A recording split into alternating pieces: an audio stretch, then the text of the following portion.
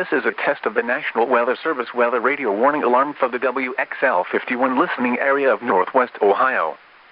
During potentially dangerous weather situations, specially built receivers are automatically activated to warn of impending hazard. Tests of these receivers are normally conducted by the National Weather Service every Wednesday between 11 a.m. and noon. When there is a threat of, or existing severe weather, in the area, the test will be postponed until the following day. This ends the test of National Weather Service weather radio warning alarm.